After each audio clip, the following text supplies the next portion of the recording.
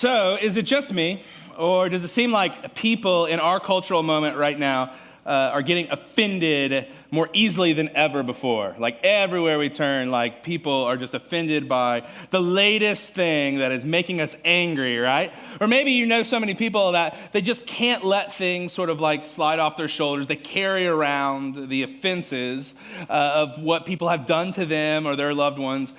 More so than they used to. I know it's definitely true in my world as well. I was just reading this last week about one TikTok influencer who was on an airplane, and their thing on TikTok is that they hand make fresh pasta.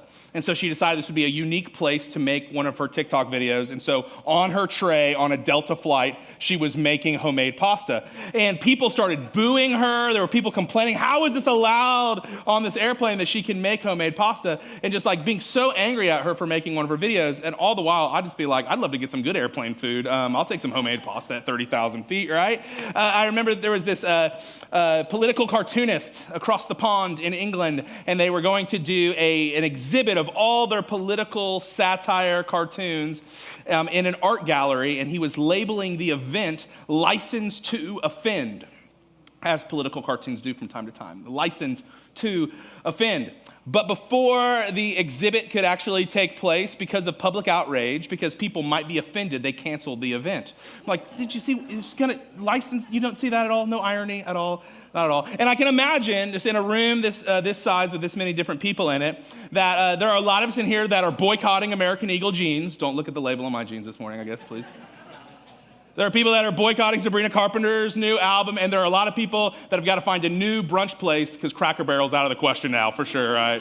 Because so many people love to get up in arms because there's the latest thing we're supposed to be ticked off about in our age of outrage. And I just don't get it. I don't know what it is just about my personality, but I'm not really easily offended, and it kind of bugs me when people are. I'm not really easily offended unless you are rude to my wife, unless you say something negative about this church or one of my teammates here, or if you don't play my kid in sports as much as I think he should get played, or if you think Tyrese Halliburton is still overrated, or if you think the Rolling Stones are better than the Beatles. Like, I mean, those are the only things. They're not a long list, right? No, this is something that like is definitely an issue in my life too. We're all so easily offended. And our list of things that grind our gears, it seems like we don't ever drop things off of our list, but we just keep adding to the list of things that drive us nuts. And you know what group of people I think are more easily offended than maybe any other group of people on planet Earth? Y'all. Church people. Christians. Coming to church on Sunday morning. We, as a people, man, we are so easily offended, and we love to be offended. I mean, about the way church is done, you know, people complain about, well, you used to only sing 3 songs, and now you sing 4 songs. Why'd you do that other song? Or the way we do communion, or heaven forbid, someone coming into the service, like, do you know you're sitting in my seat? My seat? You know what my grandfather did to earn? No, it's like that kind of a thing, right? Like, it's ridiculous. We get mad about the way church is done.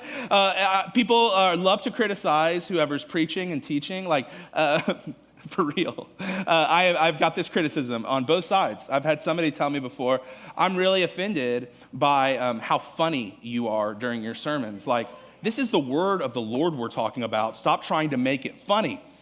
And then I've had people say, like, man, you're just not very funny. You think you're funny, you're not very funny. And don't pity laugh me right now in that, right? You know, like, you get it from both sides because people are offended by the way that you even do that. And not even to mention the way that church people, Christians, we love to be offended by whatever's happening outside the walls of the church in the big bad world in our culture, right? Like, every single year, the Super Bowl halftime show is a barometer of how much Christians are going to lose their stuff, right?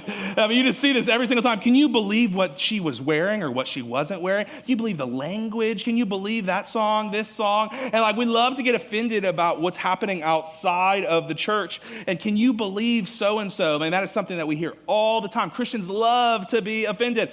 And hear me, I don't want to minimize the reality that many of us have personally been hurt, and there's been wrongs that we have absorbed as people, and there are things happening in our culture that break our heart, and I believe break the heart of God. I don't mean to minimize any of those things, But in this series, I am inviting you.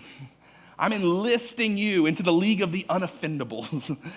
I want us to see our cultural moment for what it is, where people wear thin skin like a badge of honor, where we are people that get slighted easier than ever before and hold on to anger and insecurity and outrage and the threat of canceling people. I want us to see that moment and choose to live differently.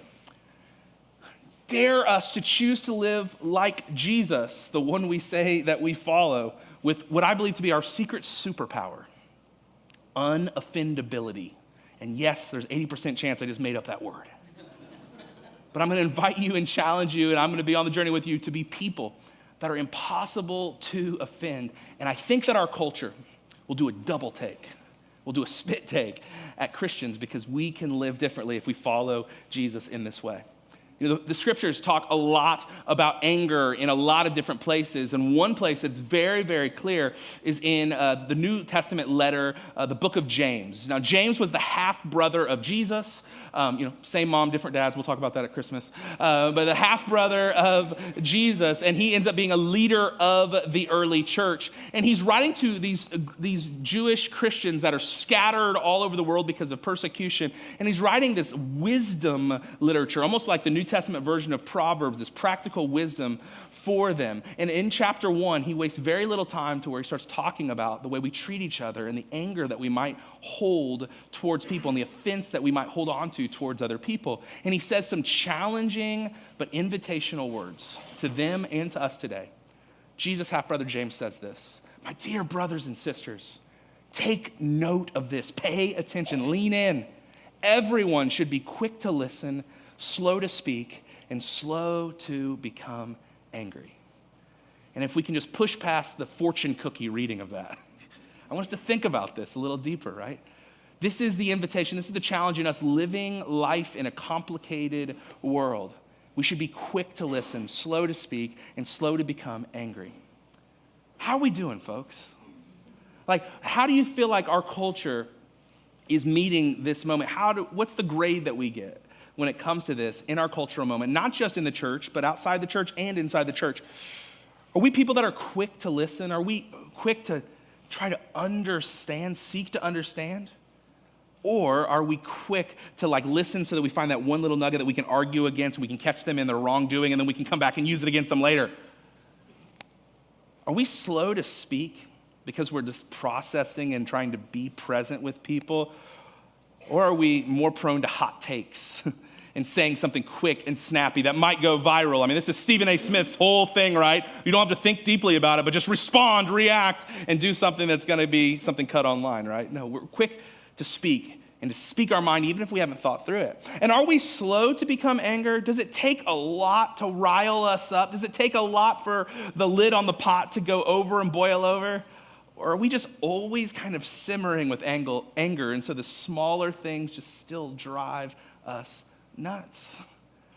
I think we are missing the mark in so many different ways. I am missing the mark in so many ways.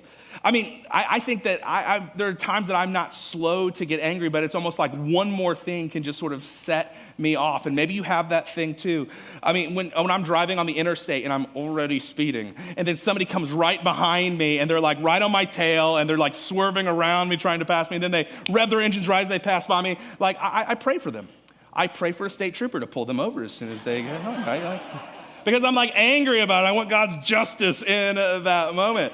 I mean, for me, sometimes I'm texting someone a question. I'm inviting them to something, challenging them to their next step. And I'm texting them a question. And then I see the text bubbles come back up. And I'm okay, here we go. We're getting some traction. And get a yes or a no. And then the text bubbles go away. And they never come back. Get straight ghosting the pastor. Come on, man. It drives me nuts, right? And then there's movie etiquette that I feel is completely lost on a culture. I just want to talk about going to movie etiquette here. And it's just cascading effects of anger that I feel and how quickly I can get angry. But sometimes people come to a movie and instead of just paying attention to what's happening on the silver screen, they talk to each other. And that drives me nuts. But what drives me nuts even more than them talking to each other is when they start talking at the movie. Don't go in there. We know you don't have to talk at the movie. Then some people have the gall to take a phone call in the middle of a movie. And then some people have to go and actually make a phone call. I'm like, you walk out, you can do that, right? But like these things, like they drive me nuts inside of a movie. And I think they're emblematic of how quickly we are as a culture to get angry, to blow our top. And James, Jesus' half-brother, is saying like, guys, don't live this way. And he's going to give like this warning, but this just wisdom on the other side of this invitation for us to be slow to become angry. He says this: because human anger does not produce the righteousness that God desires.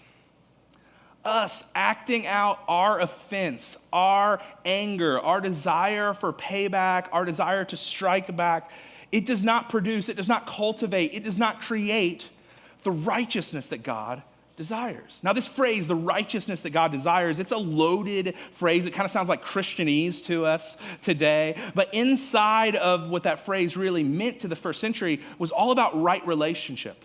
The righteousness that God desires was a right relationship between us and God. And it was the right relationship not only vertically, but horizontally between us and other people. And what James is saying is when you don't live this way, slow to speak, slow to become angry, quick to listen, and you let anger drive you, it is going to wreck you and is going to disconnect you from God. It's going to disconnect you from others.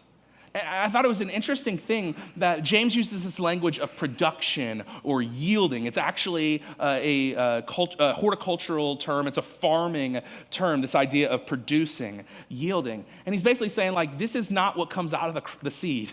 It's not good stuff. It's bad stuff that actually grows and takes over. And it led me to a thought experiment. It led me to a thought experiment of, like, when I let my anger fester and just sizzle and then boil over, what does it actually yield? What does it actually produce? I want us to like think about this for a few minutes. Like when we act in anger, when we live with unresolved anger, what does it produce? Does it help us produce at our work? Does it make us more effective? If we're angry and working angry and we've got the to everything that we do, does it make us more effective?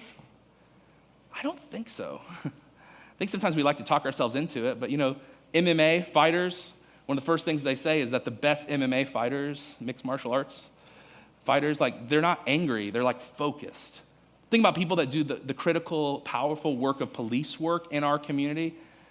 No police officer is better at their job because they're ticked off and they're angry while they're doing it, because they're not focused in a stressful situation.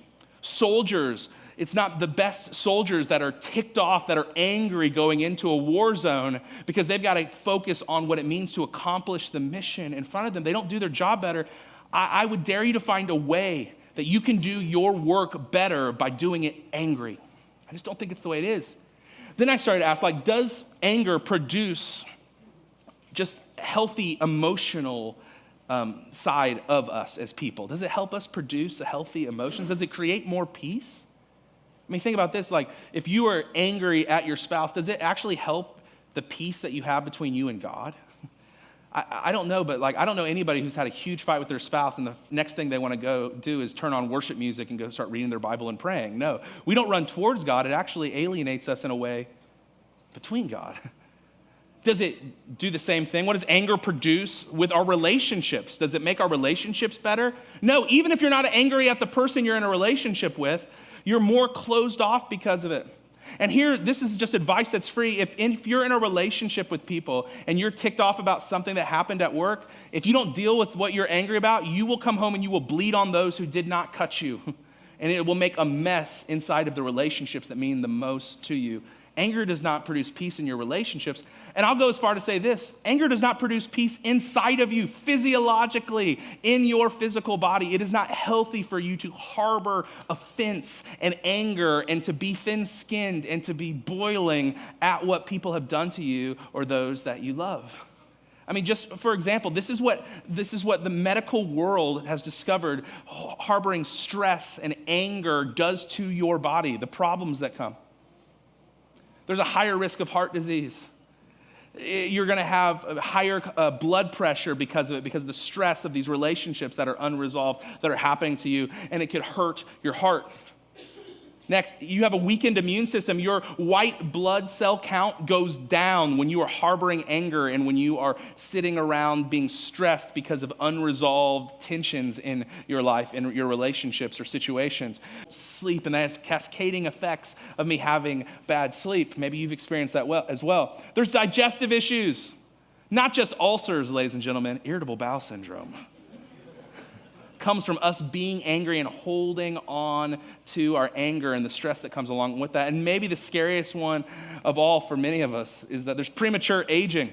It actually breaks down your body sooner, and you age quicker because of the anger that you are holding, because of the constant offenses and bitterness that you are holding onto.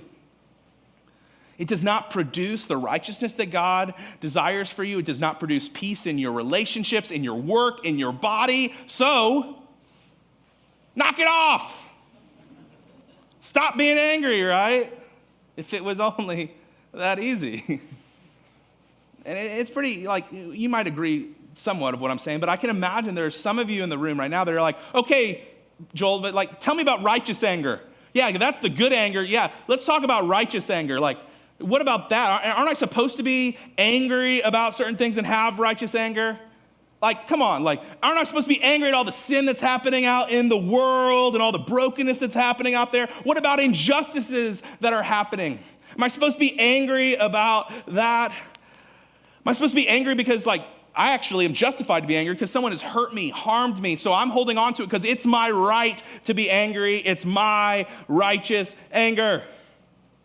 We even have a Bible verse for it. You're probably some of you are already thinking well, I know there's a verse about righteous anger and how anger is a good thing. Where is it again? I'll show you where it is. Ephesians chapter 4, Paul's writing to a church in Ephesus, and he says this. Some of you guys, this is the Bible verse you have memorized, tattooed. Here it is.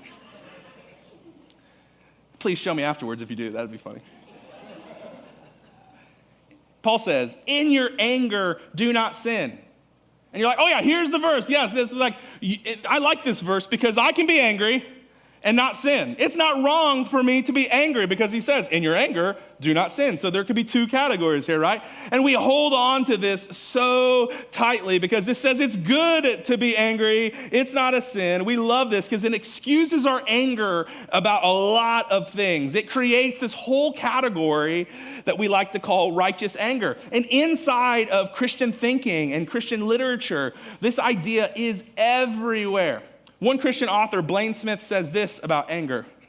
He says, there is a positive, even essential side to anger. I doubt that we ever accomplish anything fruitful when anger isn't a part of our motivation on a certain level at least. And all right, bro, we don't accomplish anything fruitful. I feel like I'm not angry at you guys right now. I hope this is fruitful. Maybe you're looking at me like this isn't fruitful, so maybe he's right. But anyway, he's holding on to it so much that I can be angry. We need to be angry about certain things. Even Eugene Peterson, who I love, R.I.P., who did the Message paraphrase of the Bible, he translates Ephesians 4:25 like this. Go ahead and be angry. You do well to be angry. And I love Eugene Peterson. I just disagree with his translation here. I disagree with the way he's paraphrasing this. Because, again, it's almost elevating, anger is a good thing. We should be angry. It's lifting this up. And there's a part of our human nature that we want that. We like that. And we're going to talk about why in a few minutes. But I just disagree with this. And you can disagree with me, and I love you still. But I disagree with anger being this good thing we need to hold on to and how you do well to be angry and we need to be angry to accomplish anything. I disagree with that in so many ways, mainly because if that's the case, Paul disagrees with himself the next sentence in the whole Bible. He disagrees with himself the rest of the paragraph. He disagrees with the rest of the corpus of the scriptures and what's said about anger. Because Paul does not end his thought when he says, go ahead and be angry, you do well to be angry, or in your anger do not sin. This is what Paul says in his flow of thought. The context around it's very important. He says this, in your anger do not sin. Do not let the sun go down while you are still angry, and do not give the devil a foothold. The first thing that Paul says is, in your anger, do not sin. And then he says, you need to do something with your anger. Do not go to bed angry. Do not let the sun go down while you are still angry. You need to dispense of your anger. You need to get rid of your anger. And if you don't, this is a scary thing, and I don't know exactly what this means. You give the devil a foothold. I don't know what that means, but it's not good. It's something I don't want to mess around and find out about. Give the devil a foothold. I don't like that at all. And what Paul is saying here is that, yes, anger will come because we are human and there will be things that make us angry. But when you are angry, don't mess around with it. Get rid of it. Do something with your anger. If you don't, the enemy will come and destroy you and destroy your relationships, and it will mess with you in ways that you never signed up for. I think this is more of what Paul is saying, is that there's a myth of righteous anger. And you will get angry, but you got to do something to get rid of that anger, or it's going to mess you up with this whole devil having a foothold thing.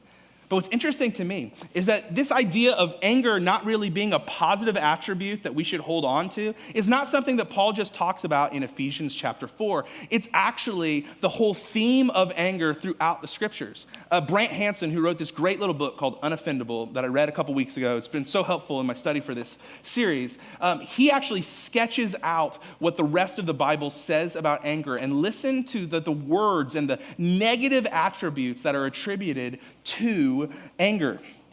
Anger is described as fierce and cruel in Genesis 49:7. It's burning in Exodus 11:8. In the same book, it's also described as a blazing fury. And if you're not careful, it will blaze against you. Leviticus 26, anger is something given full vent and equated with hostility in verse 28. In Deuteronomy 7, it is associated with words like burn and destroy. In 1 Samuel 20, we see an anger that boils with rage, anger that will not be quenched, according to 2 Kings 22:17. In 2 Samuel 6, it bursts out. In Job 4, it blasts. In Job 16, God himself in anger tears and pierces. Anger is terrifying and fierce in Psalm 2:5. It's burning and consuming in Psalm 69:24. Then smoldering intensely in Psalm 74. In Isaiah 9:12, it's associated with a fist poised to strike. In chapter 30, it's demonstrated with flames, cloudbursts, thunderstorms, and hailstones in verse 30. In Isaiah 63:3, it tramples. It doesn't actually chill out in Lamentations either. The words engulfed, slaughtered are used in chapter 3. I'm not cherry picking, Hansen says. There aren't a lot of references to anger in the Bible as something wonderful. And with all that boiling, piercing, corrosive power, when it becomes a part of our life, it destroys us. So why do we read a passage like, in your anger, do not sin, and we like to hold up that passage and say, yeah, that's why anger's a good thing. I can have it because I can have it and not sin. Why do we do that? What's in our human nature that we want to selectively read the Bible as anger being this positive attribute that we need to have in our lives? Why do we like being angry? A couple thoughts on this, not to belabor the point too much. But some people like being angry because it puts us in the category of heroes, and it clearly puts somebody else in the category of villain. And it breeds something in us that it's an ugly thing that happens in religion called self-righteousness. And you guys, self-righteousness is a heck of a drug. It is addictive. Give me more of that stuff because it makes me puffed up with pride and I'm right and those over there are wrong, and I can sleep better at night because I know I'm on the good side and they're on the wrong side. And there are organizations, there are churches, there are religions, there are clubs that are built on this mindset of let's all get together and be angry together. And we might not get anything done, but we're going to feel real good looking at the other side as their enemies. And misery loves company, and it's a great way to build a community. But the scriptures teach us a different thing. Actually, I think the scriptures teach us there's a myth of righteous anger.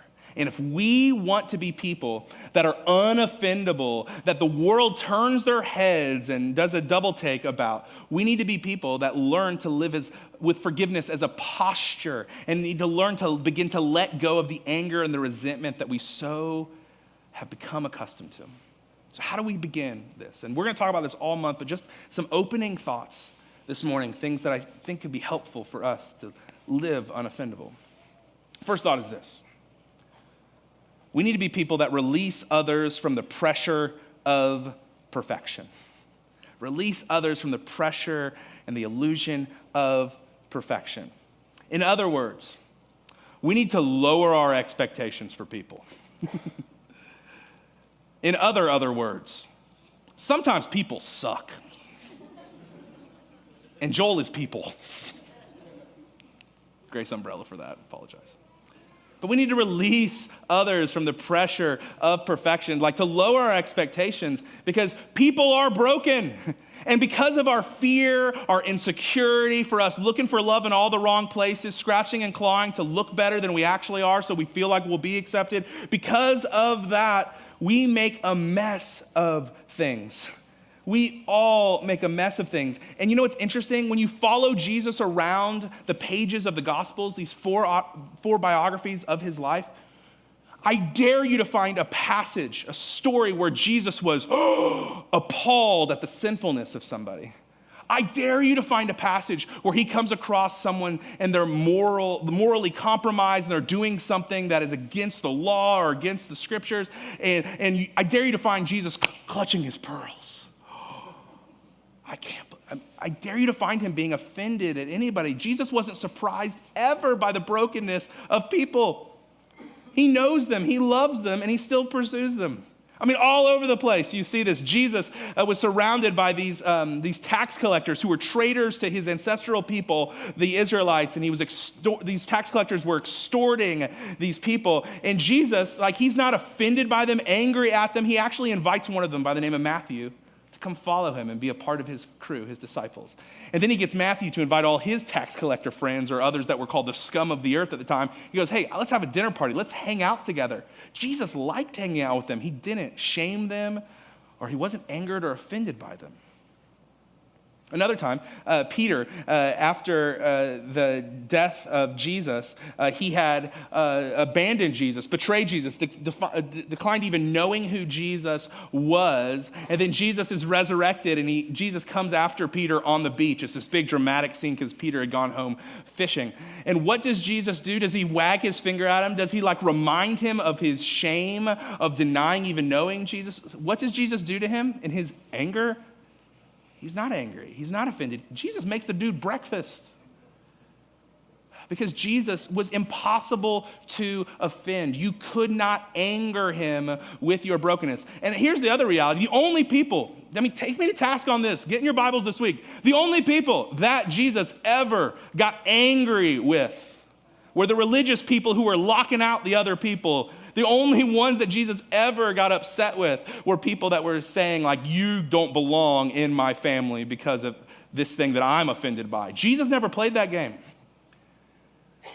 Jesus was impossible to offend, and he knew people. He knows us. He knows how people will let you down, will harm each other. He knows this, and he just still refused to play that game of being angry or offended. 2 Timothy, Paul's writing to a young church planner, and he's describing people. And this is it looks like a negative tint on humanity, but he's describing the people of this culture, and I think he's describing people today as well. But it's just this is who people are. People will be lovers of themselves, lovers of money, boastful, proud, abusive, disobedient to their parents, ungrateful, unholy, without love, unforgiving, slanderous, without self-control, brutal, not lovers of the good, treacherous, rash, conceited, lovers of pleasure rather than lovers of God. And this is just the people on Facebook. But it's easy as we read this list to be like, oh, I know somebody like that. This is what they did to me. This is who people are. And we can get so quick to clench our teeth and to point the finger and to pick up some kind of stone to be I should be righteously angry at these people. It's really easy for us to look at the Bible like it's a weapon. It's much scarier to look at this passage as a mirror, because it takes me 1.2 seconds to find myself on this list. And maybe it takes you 2.7 seconds, but you're on there. We're all on there. And the reality is, if we want to begin to be unoffendable, we need to begin by lowering our expectations, to releasing people from this illusion of perfection. But we also need to see ourselves differently too. And to do that, we've got to elevate gratitude for God's grace for you. We need to lift up and focus in on the gratitude we have for God's grace that he showed you and he showed me. Because raise your hand here if you've never done something wrong or sinned or hurt somebody. Scanning. No, man. It's an interesting thing. This book we've been looking at, Ephesians, this morning, it's actually a letter that Paul wrote to a very blended family church in the first century in the city of Ephesus in Asia Minor. And Ephesus was an interesting church because there were Jewish Christians, people that had been following the God of Israel forever, ancestrally, and then they understood that like Jesus was the Messiah. Then they had Gentile Christians who had just been brought into the fold. And this blended family, as you can imagine, made things messy. And there was a lot of pride, and there was a lot of like trying to lock each other out because like, you don't belong here. We've been here all along. There's this whole thing going on inside the church. And Paul writes to this beautifully and masterfully to level the playing ground, to remind them all that they need God's grace. He says this in Ephesians chapter 2. For it is by grace you have been saved, through faith. And this is not from yourselves, it is the gift of God, not by works, so that no one can boast.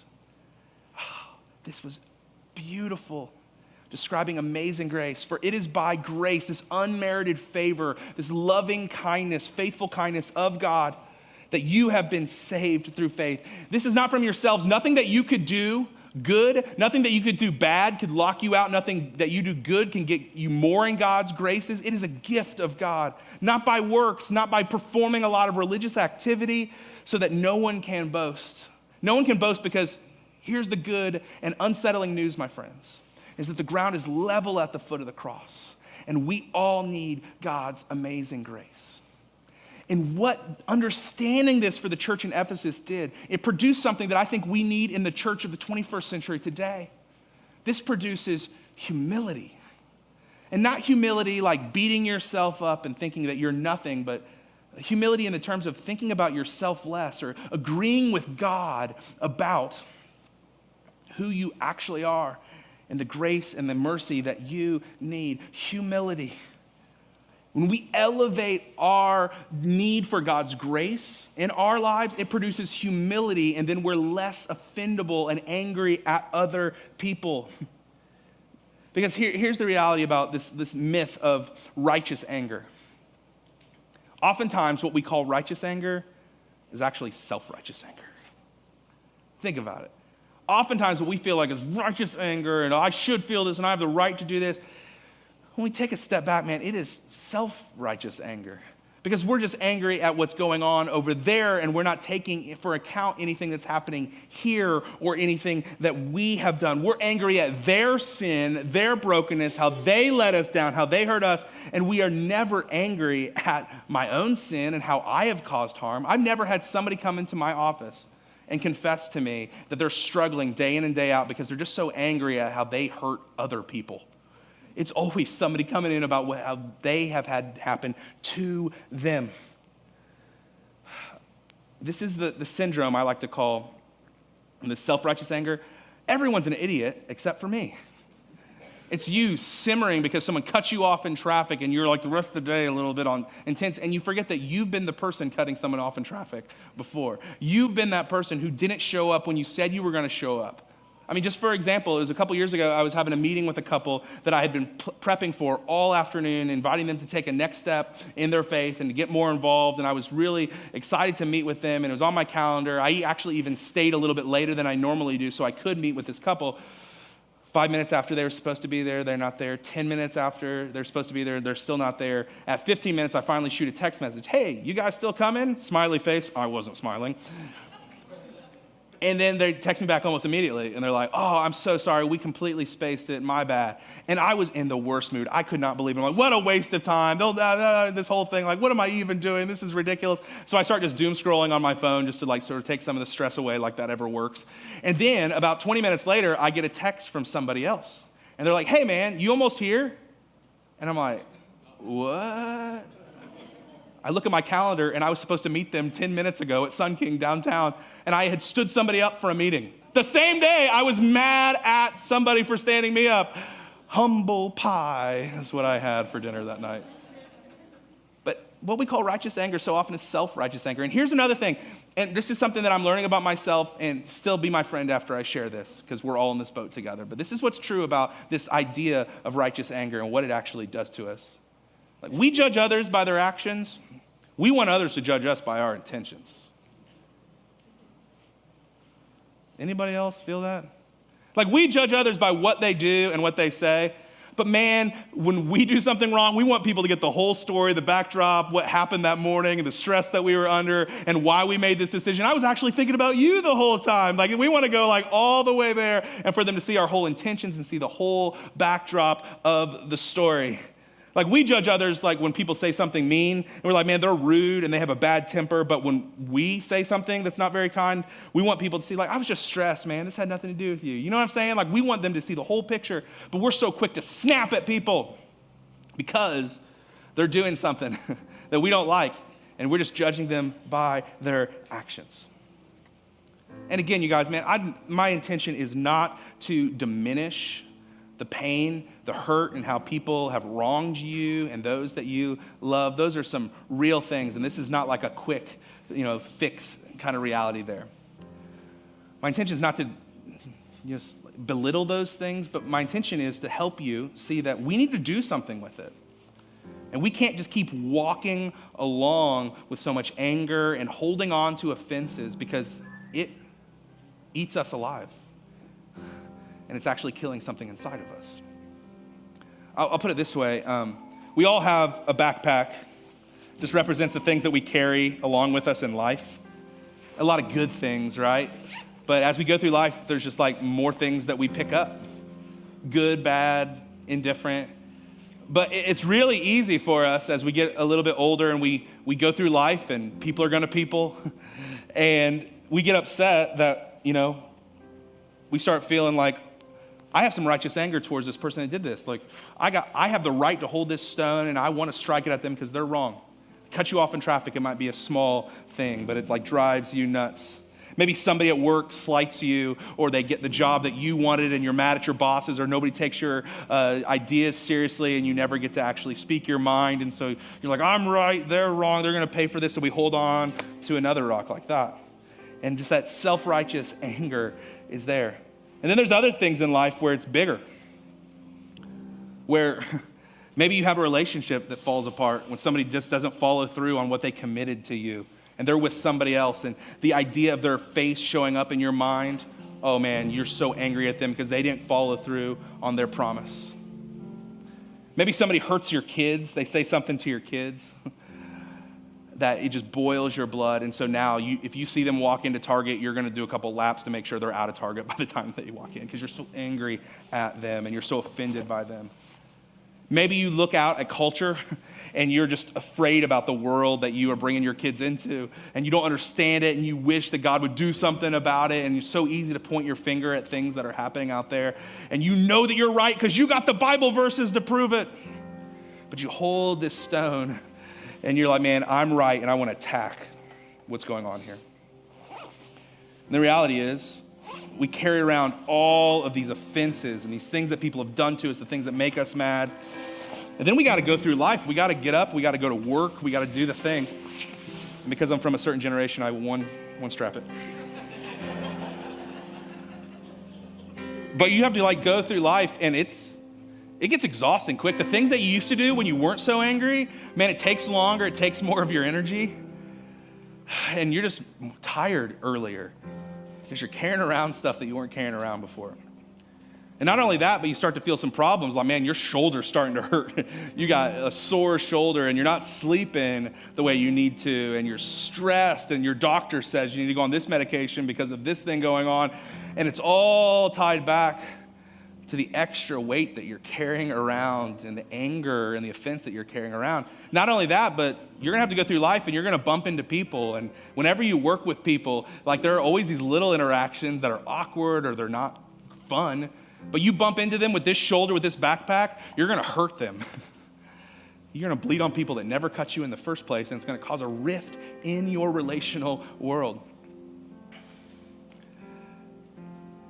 And not only that, you are exhausted from it all.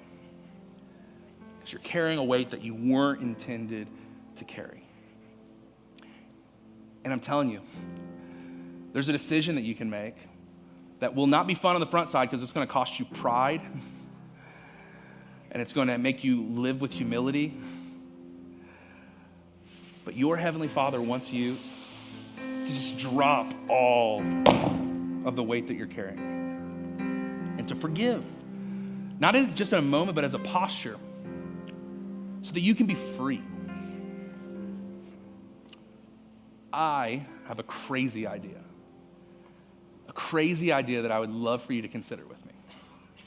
What if Christians were known as being impossible to offend?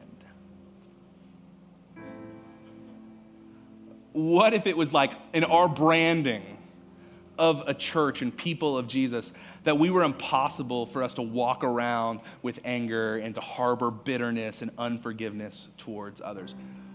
What would the world think?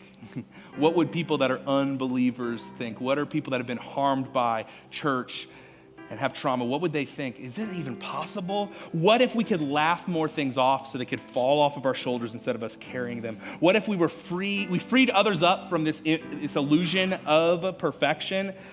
What if we rightly saw ourselves as needing God's grace just like them?